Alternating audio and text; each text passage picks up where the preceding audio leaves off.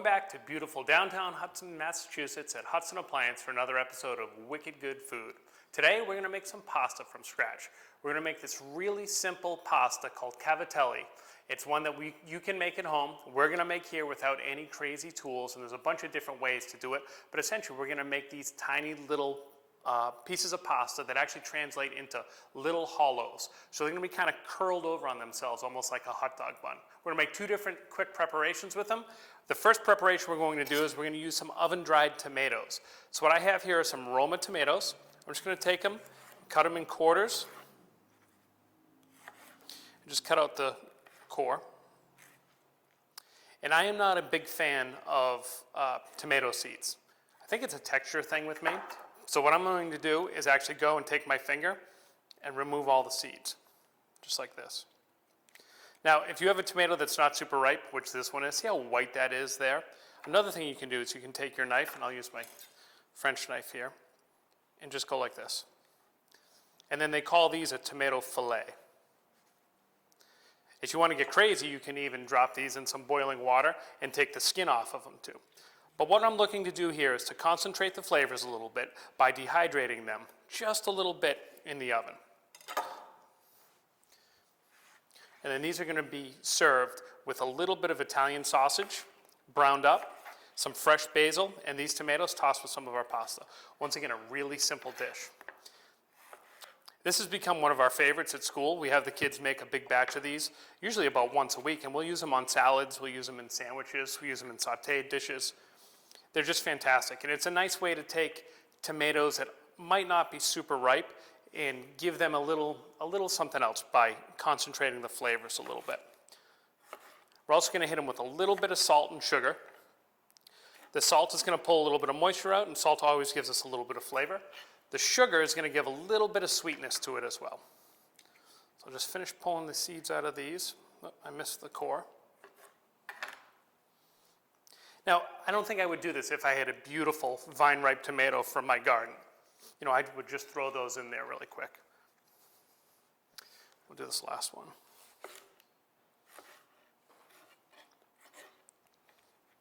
I like to use Roma tomatoes for these too, because they have a lot of flesh. They're very fleshy. The amount of seeds and pulp in them compared to the solid part is high relative to other tomatoes. So, get them like that. Give them a generous pinch of salt all over them. I want to keep this in mind when we go to actually cook our dish, that these have a little bit of salt on them. And I want to hit them with some sugar too. Not too much sugar, just to give a little bit of sweetness. A way to get these to dry out a little bit more quickly is to actually put them on a wire rack so air can circulate underneath them. We're not too worried about that. I have our oven here set at 250 degrees with a relatively high fan that's going to help to dehydrate these a bit. So we'll pop those in there. And all this can just go underneath as we get ready to make our pasta dough. So it might seem intimidating to try to make pasta at home. It's really not. It takes a little bit of time, a little bit of elbow grease. We're going to start out by grabbing about 4 cups of flour, and I'm going to put it right in the center of our board here.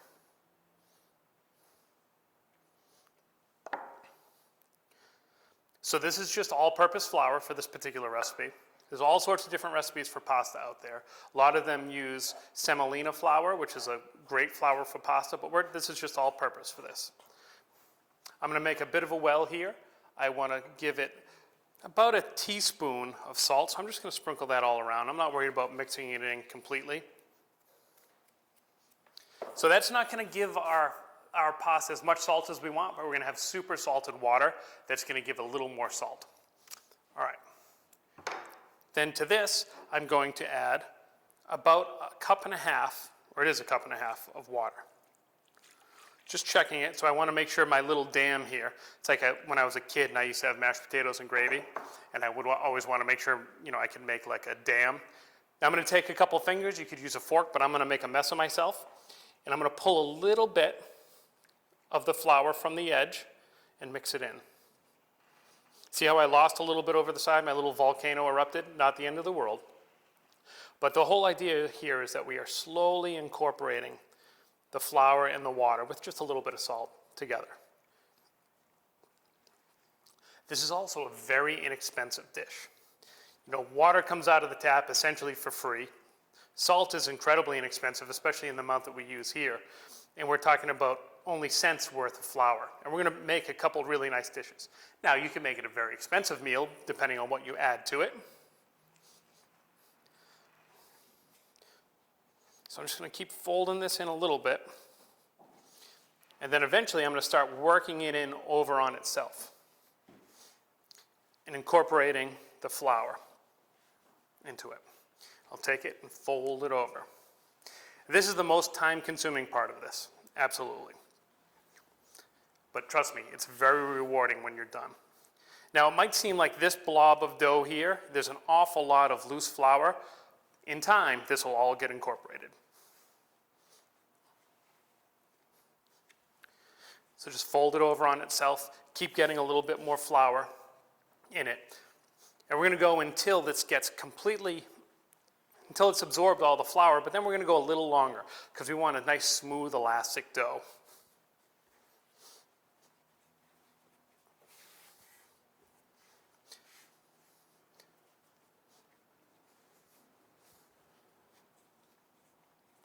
So a couple weeks ago, one of my good buddies called up and asked if we could watch his kids while they went to, I don't know, somebody's surprise birthday party or something like that. And of course, we said yes. They're in similar ages to our kids, a little bit older. But I always like to kind of put on a show and entertain a little bit. So this is actually what I decided to make with them. And I shot some footage I'll show you a little later in the show. But it was great because this is something the kids love to do. They got their hands completely dirty. They made a mess of themselves and my kitchen.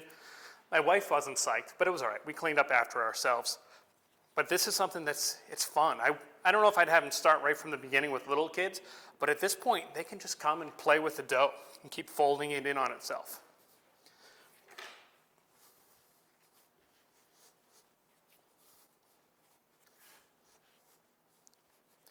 So we're going to take a quick break. You don't have to sit here and watch me, but I'm going to let this go until we get it all together, which is going to take me another 5 minutes or so.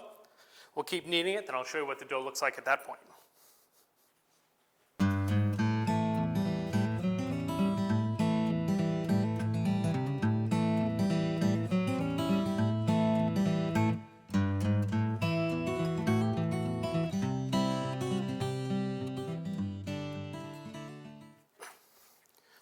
All right, so our dough is pretty smooth and elastic. You can see it's relatively dry. I absorbed most of that flour. I scraped some off of our board here. There's a little bit of excess over here. The key to making this now is that you need to let this rest for at least an hour. You can wrap it and throw it in the fridge. You can leave it in the fridge for a couple days even, but you want to make sure you take it out a couple hours probably before you work with it. It's much easier to work with if it's at room temperature. So I'm just going to stick this aside, and the first thing I did when I got to Hudson Appliance this morning was make a batch of dough. So here it is. Now what's happened as it sat there is the flour that's in there has actually continued to hydrate. So it's pulled some more moisture and it feels pretty good. So I think what we're going to do is I need a little flour on our board. Put a pile of it there for me to work with. I'm going to cut this in quarters. And I'll reserve 3/4 over here. And so all I have here is a damp rag, just so it doesn't dry out, but just barely damp. You don't want it wet because the flour will continue to absorb.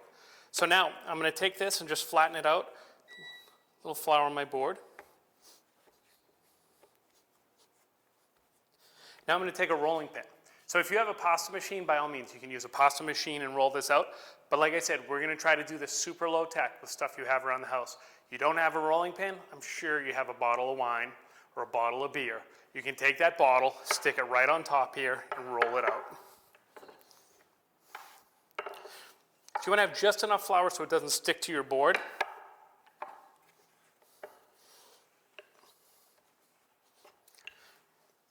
And we're looking for 1/8 of an inch or so. So relatively thin, but not crazy thin. Thin enough that you can do it by hand. So we're not talking about a really thin noodle where you need a pasta machine, because I could never get the pasta even enough and thin enough to make something like spaghetti. So this is a pasta that's going to have a little meat to it, a little body to it. So let's check this out. That looks pretty good. I think I want to go a little bit thinner. And just a note about rolling, you always want to start in the center and roll out. Because if I start here, then I'm going to be pushing this dough this way, and I have to keep pushing it.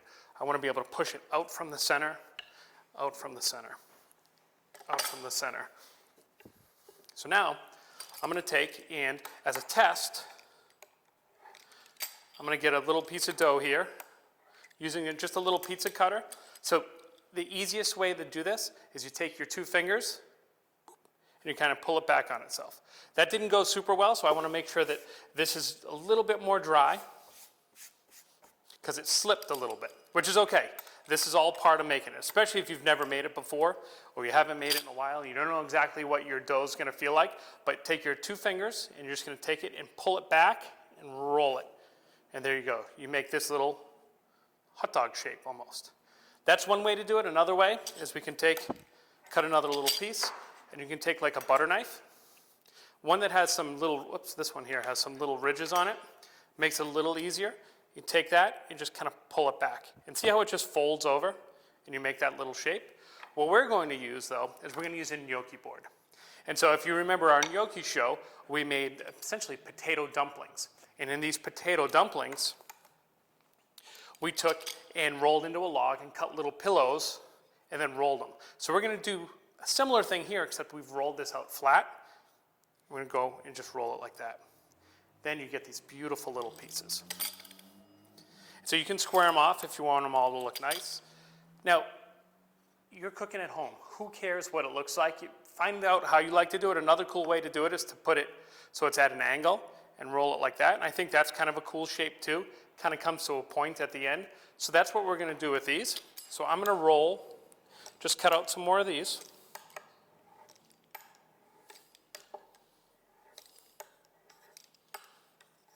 And then go back. And you see the shape and size I'm doing, but play with it. If you want to make a smaller one, cut them a little smaller. If you want to make a bigger one, obviously cut them a little bigger. As you work with them, you'll kind of find what works really well for the thickness you've rolled it out to and for the moisture in your dough. But we're going to take and roll them out just like this. So, like I said, there's a lot of moisture in our dough. So this pasta will continue to get a little bit wet. So after we roll out a bunch, I'm going to actually take and sprinkle some flour on them. This is a great project for kids, especially because it gets a little tedious if you don't want to do it. But my 5-year-old did it, and her 3-year-old friend did it, which you'll see in just a minute. But just take them and roll them. And one of the cool things I like about doing them on the gnocchi board is you can see the finished pasta. It has all these beautiful ridges on it. It comes to a point, and it actually still has this little hollow bit, like a hot dog bun almost. All these things are going to suck on to the sauce. All the surface area we have, all the ridges we have, is going to make this excellent for holding on to sauce.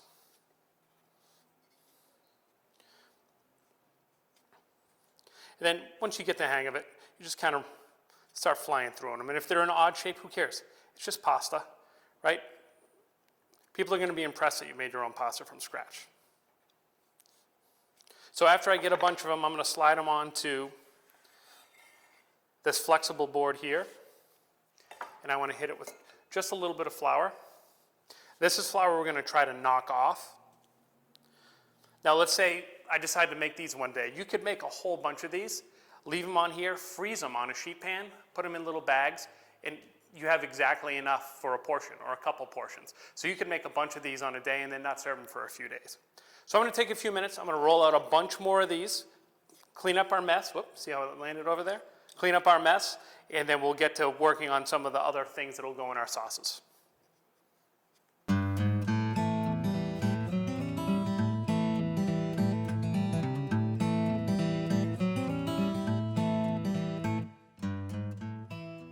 All All right, welcome back.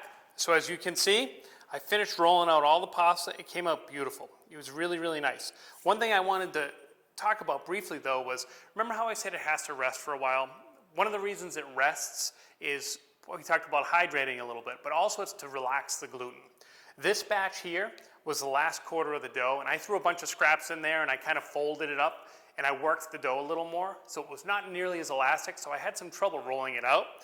Nothing that prevented me from making it, but I just wanted to show you that I kept these separate because these ended up being a lot bigger because the dough wasn't relaxed. So it really is important to let your dough rest and relax that gluten. So I'm going to move these just out of the way. We're going to cook with them shortly.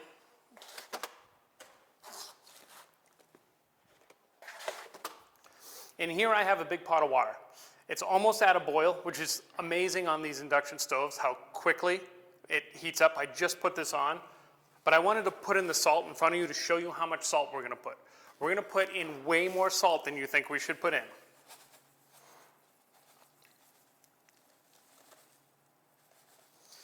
And we'll taste that and see. But you want it to taste almost like the ocean water. Nobody ever wants to drink ocean water. That's terrible. But it should taste pretty close to that. Maybe not quite that salty. The reason it's so important is this will flavor your pasta. So now you have this super salty water. Your pasta is going to absorb water. The water that absorbs is going to be salt water. So that'll actually salt your pasta. And you can even probably use less total salt by salting your pasta ahead of time so it has flavor all the way through than you would if you were sprinkling it on the dish. The vast majority of the salt in here is going to drain out when we're done. So we're going to let this come up to a boil. And we're just about there. So we're going to blanch some asparagus. So I have a bunch of asparagus here. I'm going to cook a bunch of it, but we don't need it all. So depending on what you want to do here, if you want big pieces of asparagus, make big pieces of asparagus. If you want them just bite-sized, you can make them bite-sized. We're going to do kind of in between. I'm going to cut this pile in thirds. All right. And then this is just going to go into our just about boiling water here.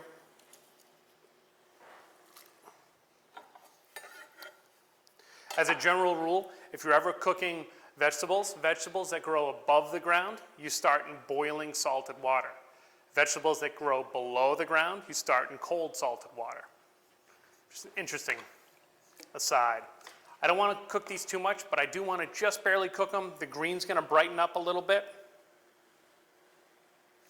This is the same water we're going to cook our pasta in. I'm not worried about that it's contaminated with asparagus now because it's all going in the same dish. Not quite yet. Just another moment or two. So, one of the other ingredients we're going to put in this is some fresh garlic. So we'll probably only need one clove here. I'm going to cut off the little brown end. Then I'm going to pull this out. Just using this little strainer.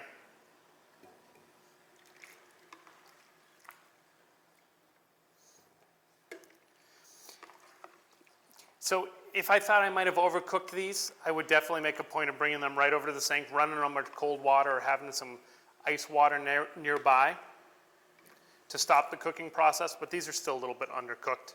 So I think we'll be all right there. Okay, so leave that there. I cut off that end. Now I'm going to take this and just give it a slight tap, just to loosen the skin. If you're a loyal watcher of Wicked Good Food, you've heard me say before that garlic actually has a lot of sugar in it. And if you smash it right away, the skin will stick to the rest of it. And for this particular dish, we're not going to smash it. I'm just going to slice it real thin.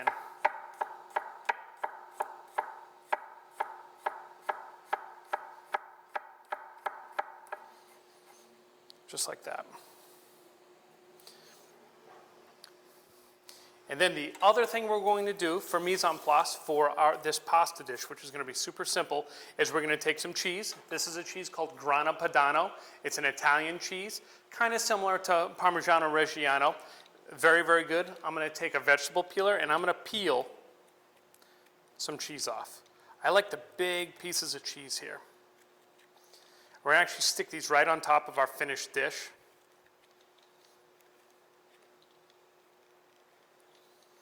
and just let them soften. They won't melt and completely become a part of the dish, but they'll soften up enough and kind of coat.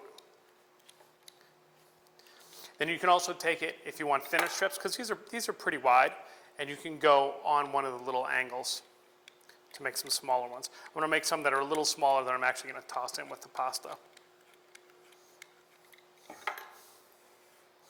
And there we go. That's everything we need to get ready for this dish. So I'm actually going to start cooking it. So I'm going to turn on this burner here.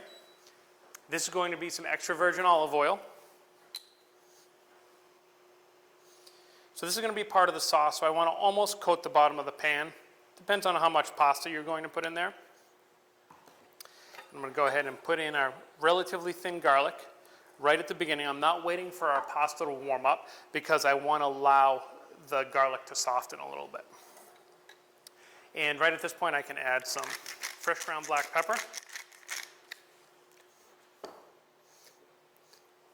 And some salt, but I don't want to go too crazy because remember, there's a little salt in our pasta, and our pasta water is very salty. So this is up to a boil now. So I'm going to go ahead and take and drop our pasta right into the water.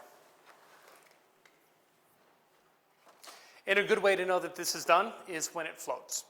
When it comes up and it floats, generally you're done. We'll give this a quick stir.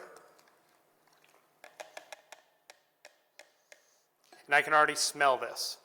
So you might hear people say that you add salt to the water to raise the boiling temperature of the water, which actually makes things take longer to cook.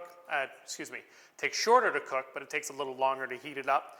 And that actually is true, but the amount of salt that you put in there, it barely raises it. You know, this was probably, the boiling point of this probably went from 212 to 213. So it's not a huge difference. It's not a good enough reason, but for seasoning, for flavor, that is an absolutely perfect reason. So we can turn this up just a little bit more here. And you'll see these will start to pop up to the top one at a time when they're done. I'm going to take a bite out of one of these. Yeah, it's perfect. So I'm not going to add these in here quite yet because they are just about done. I like the rest of it though. It's pretty tasty. When we're all done, we're going to serve it right in here.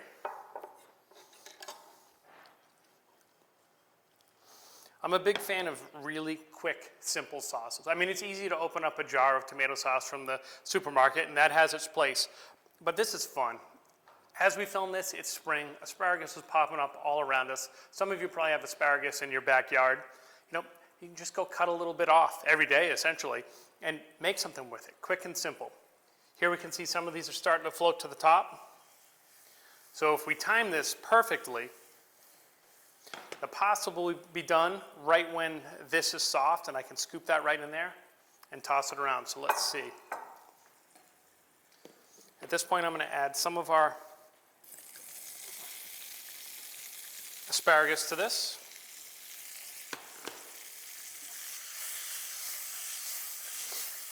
And so we want to coat that asparagus with what is now a garlic flavored oil with a little bit of salt and pepper. And this is just going to reheat this a little bit.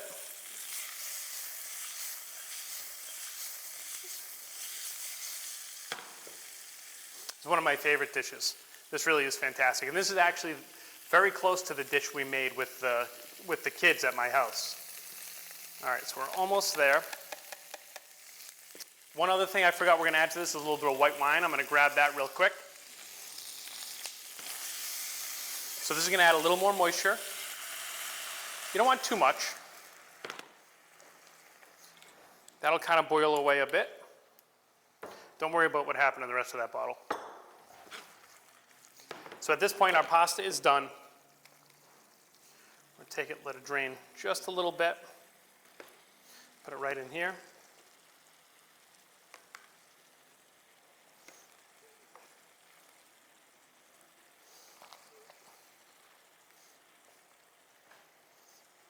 And there we go. We'll give this a quick toss.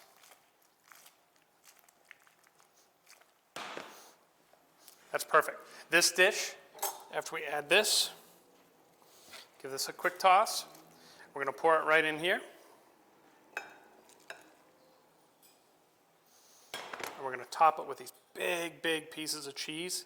And just let the steam from this kind of melt it on there. There we go. Dish number 1 done. We're going to take another quick break. We'll come back. We're going to make our sauce with the sausage. We'll get Arthur up here, see what he thinks of our homemade cavatelli.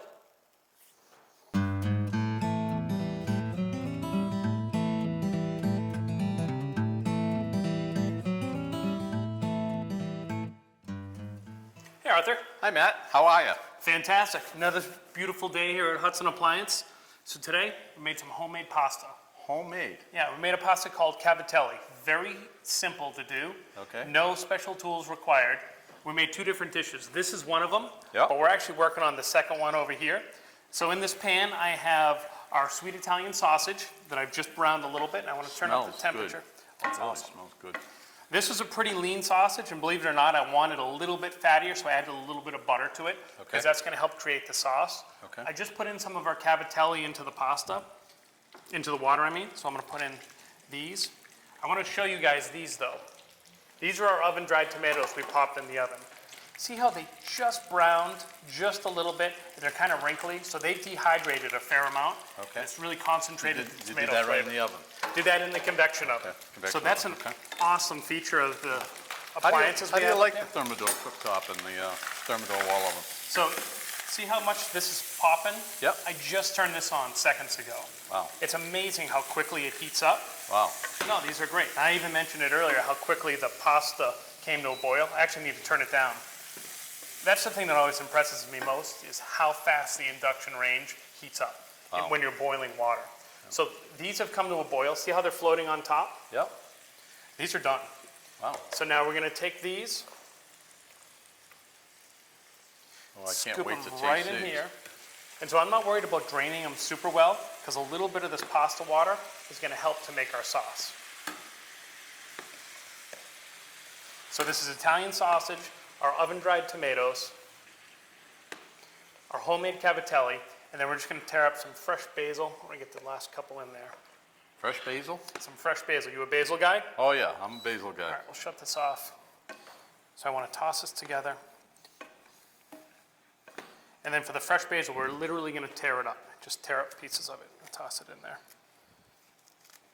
You want to give me a couple grinds from that pepper shaker right in here?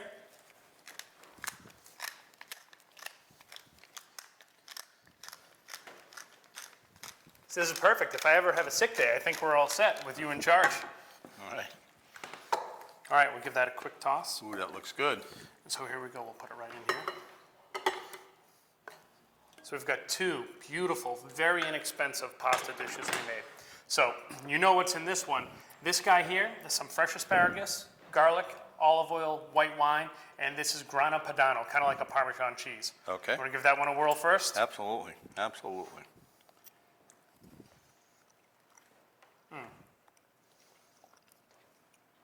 Really Oh. good texture on the pasta. Oh, It's got a little unbelievable. chew to it. You mind me have another one? No, go ahead, finish it up. And then over here, look at this beauty. That sausage looks good. And the basil, I love. Oh. The tomatoes, Yes. unbelievable. A Phenomenal. little bit of sweetness in there. So, Cavatelli, what do you think? Now that is wicked, good.